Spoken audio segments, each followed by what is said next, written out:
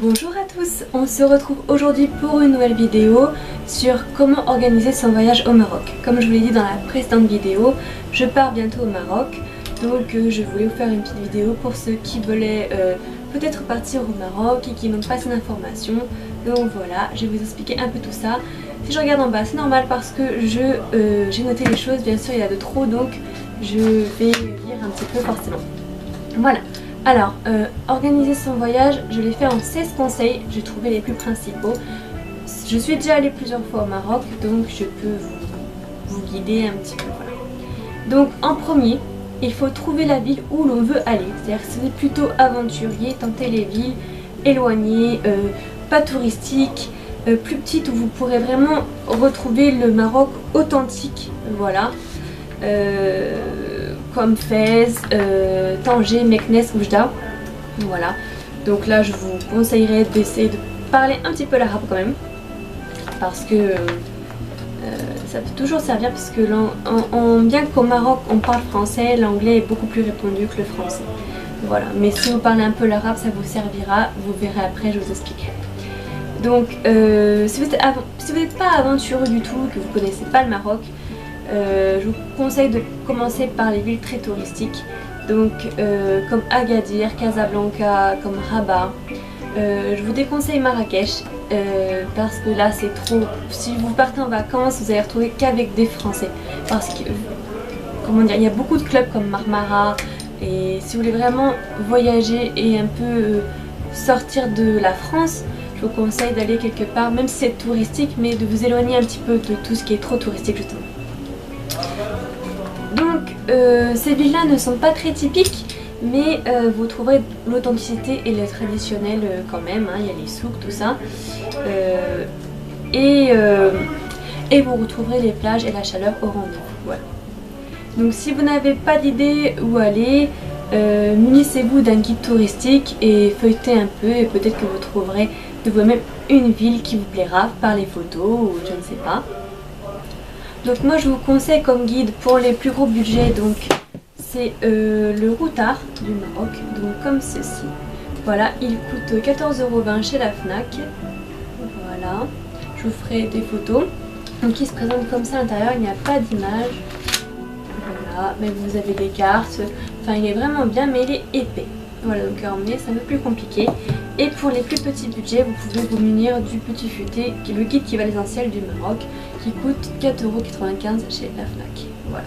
Donc celui-là par contre vous avez des photos à l'intérieur.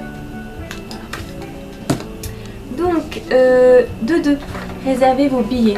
Alors vous avez 3 possibilités qui s'offrent à vous. Si vous êtes un petit peu initié, vous pouvez aller en voiture de l'Espagne jusqu'au Maroc. Et après vous prenez le bateau de l'Espagne au Maroc. Mais bon, je pense que ça c'est plus réservé à ceux qui connaissent déjà. Pour ceux qui ne connaissent pas, soit vous prenez donc le bateau, mais bon je pense que ça se réserve encore une fois à ceux qui sont déjà partis au moins une fois parce que le bateau c'est assez dur. Surtout si vous y allez sans voiture parce que c'est au moins 3 jours de traversée, donc selon d'où vous partez, depuis la France. Donc moi je vous conseille l'avion, c'est le plus simple et le plus économique. Voilà, en général c'est 2-3 heures depuis la France, depuis Paris. Voilà, donc et c'est rapide. Voilà. Donc ensuite je vous conseille le comparateur donc JetCost. Donc je mettrai le lien par là. .fr, voilà. Donc vous pouvez, c'est un comparateur de prix, donc vous pourrez trouver le trajet qui vous convient.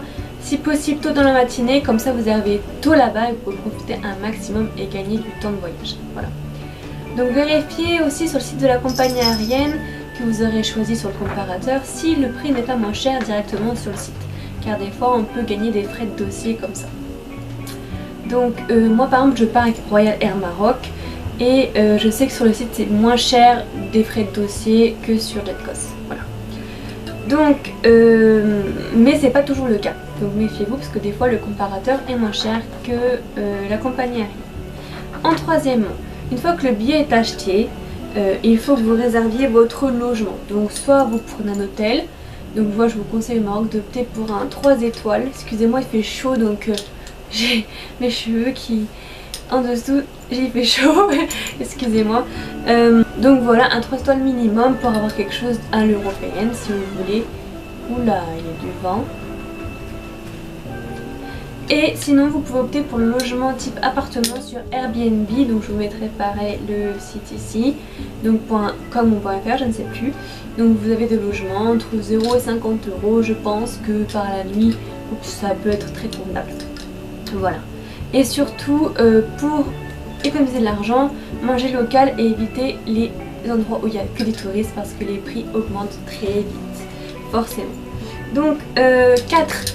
Fuyez les lieux hautement touristiques.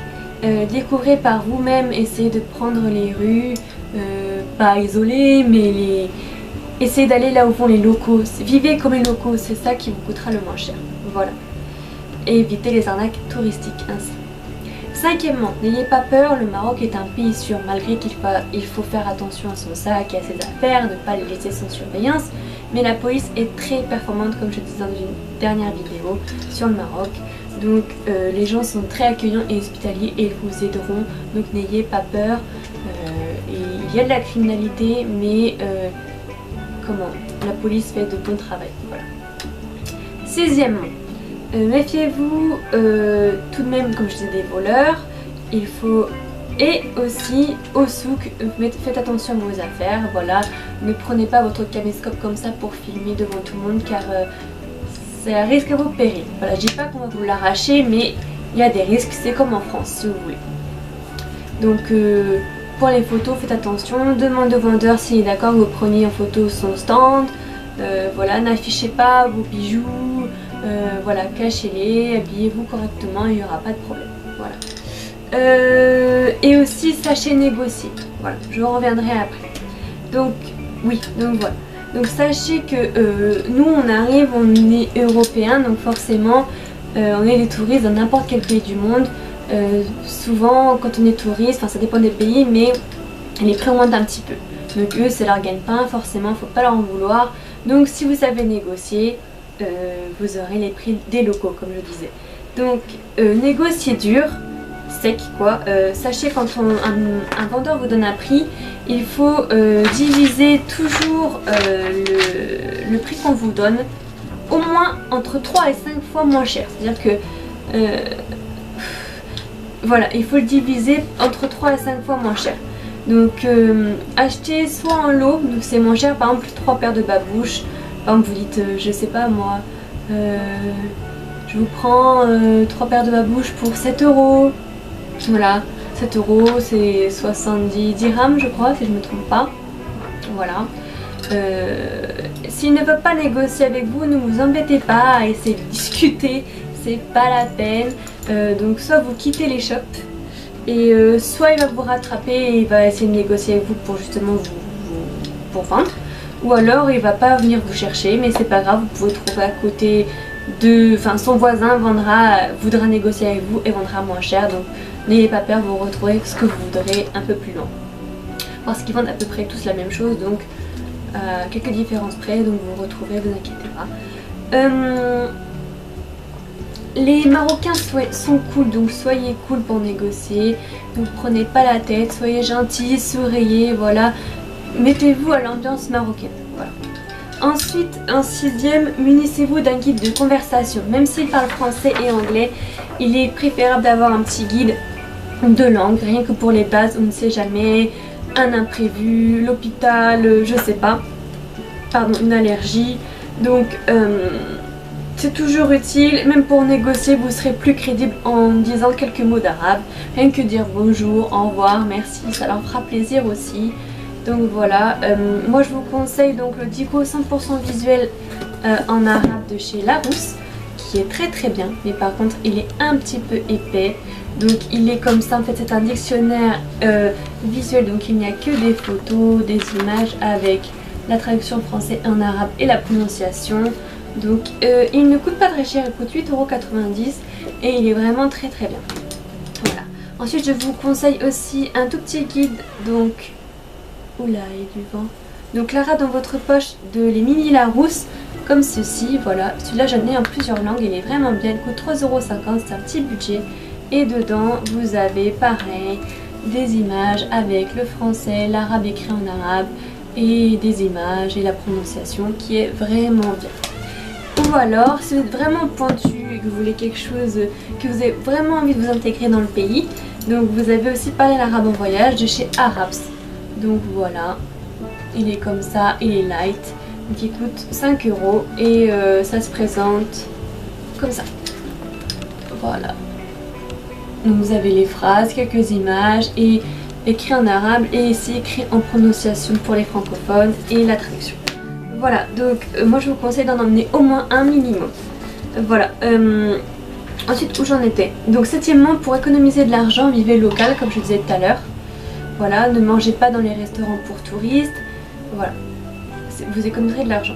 Huitième, ne faites pas du henné dans la rue. On ne sait jamais les compositions. Voilà, si vous voulez faire du henné, allez à un endroit spécialisé. Il y a des femmes qui viennent.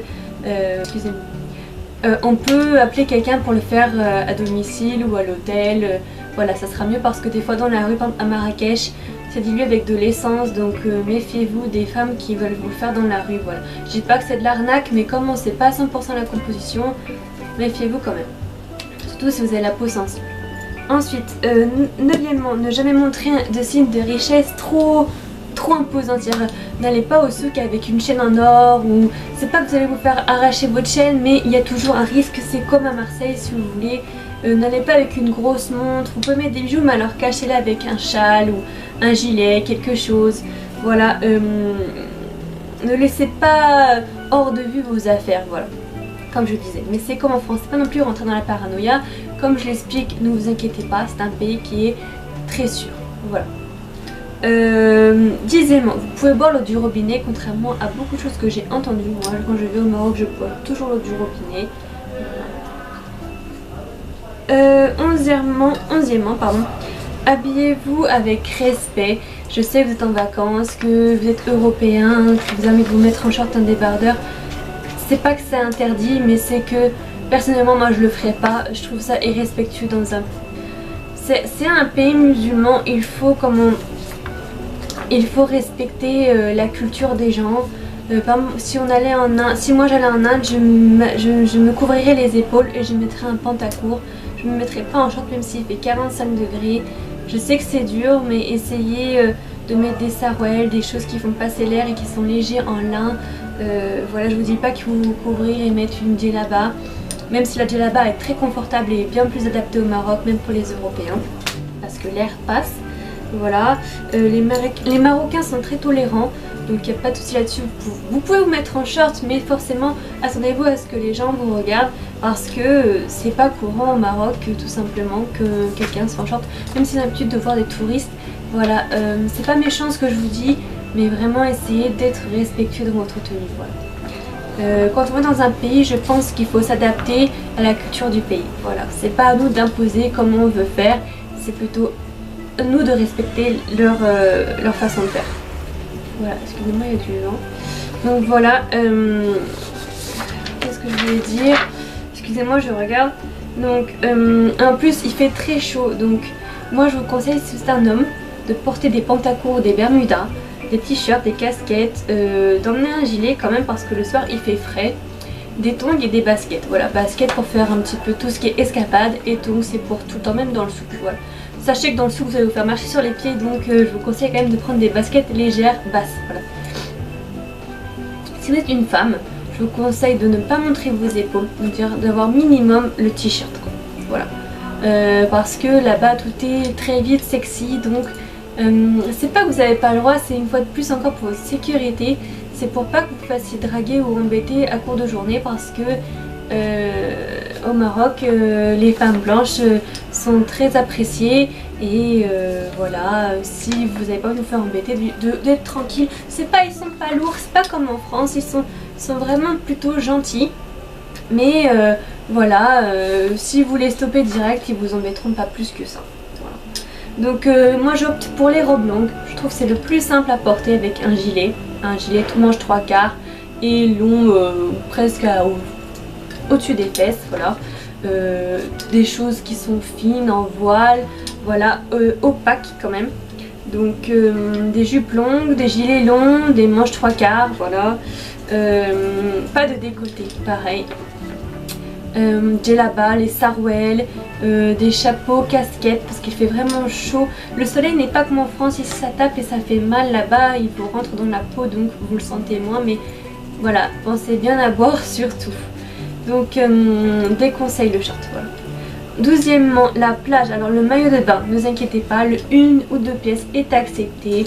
Comme je disais, ils sont très tolérants, n'ayez pas peur. Mais par contre, moi je vous conseille juste d'avoir une sortie de plage, donc une petite robe ou une djellaba ou un pareo pour traverser la plage, pour aller jusqu'à la mer et pour en revenir, pour aller jusqu'à votre serviette, parce que pareil, vous risquez d'attirer l'attention, surtout si vous êtes une femme. Un homme c'est pas pareil, mais voilà, c'est que les jeunes se mettent en 2 pièces là-bas, il n'y a pas de problème. Mais voilà, entre une marocaine et une française, il y aura toujours... C'est comme... Ils n'ont pas l'habitude de... Comment? Quand on voit quelque chose qu'on n'a pas l'habitude, on met un regard forcément plus. Voilà, c'est tout. C'est pas méchant, c'est pas des regards méchants si vous voulez. Voilà. Donc... Voilà. 13e, ne buvez pas ni ne fumez en public. C'est très mal vu et interdit. Voilà, donc si vous fumez, je sais qu'il y a des touristes qui le font, même si vous voyez des Marocains le faire fumer la cigarette, ne copiez pas sur eux, voilà. Je veux dire, logiquement c'est interdit, donc faites-le dans les zones appropriées, à l'hôtel, voilà. Ou cachez-vous. C'est pas non plus, faut rien faire, non, c'est une question de respect. Voilà, après chacun pense ce qu'il veut, voilà. Après, en 14e, aux femmes, si l'on vous drague, voilà, je voulais donner un petit conseil, soyez cool, soyez zen, laissez couler, ne vous laissez pas toucher, même les cheveux, parce que des fois, vous avez les cheveux lisses, comme ça, ne vous laissez pas toucher, c'est encore une fois pas méchant, c'est qu'ils adorent les cheveux lisses, voilà. Dites gentiment et en souriant que vous êtes marié, si c'est pas le cas. Moi je vous conseille, et beaucoup de guides touristiques conseillent de faire ça, c'est de mettre une bague à l'endroit de la bague de mariage. Même si c'est pas vrai, faites du bluff et puis vous dites bah écoutez je suis mariée, mon mari m'attend là-bas et comme ça il vous lâchera. Et voilà, ils sont pas lourds, ils vont pas vous garder même si... Enfin si vous leur dites non gentiment, ils vont vous laisser repartir, voilà, tranquillement, ils vont pas vous suivre. Hein. Voilà. Faites l'illusion que vous êtes marié, voilà, si vous ne l'êtes pas. Donc, mais si vous portez des vêtements respectueux et vous éviterez beaucoup de problèmes, voilà. Majoritairement, ils vous diront rien. Bien sûr, ils vous diront que vous êtes belle, mais ça c'est normal, c'est comme ça, c'est pour vendre aussi, pour vous attirer. Voilà. Faut comprendre aussi. En 15e. Si vous êtes invité chez des amis marocains ou si des gens vous invitent à manger chez eux ou aller chez eux boire le thé, sachez que là-bas refuser un thé c'est pas bien, il faut toujours boire du thé même si vous en pouvez plus, il faut l'accepter, voilà. Comme je disais, ils donnent peu, mais ils donnent beaucoup, même le peu qu'ils ont, voilà, donc il faut accepter. Ne marchez pas sur les tapis avec les chaussures dans les maisons, voilà. Enlevez vos chaussures et marchez pieds nus dessus. Et mangez de la main droite car la main gauche sert à la toilette. Voilà, donc toujours attraper de la main droite à manger parce que souvent on mange avec les mains au Maroc. Il y a des cuillères, les fourchettes, mais on mange avec les mains quand même beaucoup. Voilà, et n'oubliez pas la crème solaire, très important. Voilà, donc j'en ai bientôt fini. Désolée si la vidéo dure un peu longtemps, mais je voulais vraiment vous expliquer quelques petites astuces. Moi je sais que c'est pas pareil parce que je pars là-bas pas vraiment en touriste parce que j'ai de la famille là-bas. Donc je préférais vous dire, voilà, il n'y a rien de méchant, comme je vous disais, il n'y a pas à s'en faire, c'est très cool, donc soyez cool. Voilà. Et 16e conseil et dernier conseil, voilà, et pour l'argent, essayez de changer l'euro en dirham en France, comment dire, à l'aéroport au Maroc, ça sera un peu plus cher de le faire changer. Donc, et si dans certaines banques en France ils vous disent que c'est illégal de changer l'euro en dirham et inversement, sachez que c'est un mensonge parce que beaucoup de bureaux de change le font. C'est que si vous dites ça, c'est qu'ils n'ont pas de dirham dans leur banque et qu'ils ne veulent pas que vous alliez chez le concurrent tout simplement. Voilà. Donc sinon, essayez d'en commander dans votre banque ou d'autres banques que la vôtre. Et sinon aller dans les bureaux de change en France, voilà, eux sont plus habilités à en avoir que les banques, voilà. Donc voilà, cette vidéo est terminée, j'espère que ces conseils vous seront utiles pour ceux qui veulent partir au Maroc. Sinon je voulais vous dire quand vous ferez votre valise, vous verrez qu'est-ce que je vous montrerai. Mais ne vous encombrez pas, ne prenez pas beaucoup de choses, vous pouvez tout racheter sur place. Il y a exactement tous les produits qu'on trouve en France.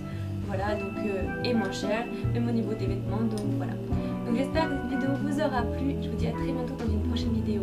Bye bye.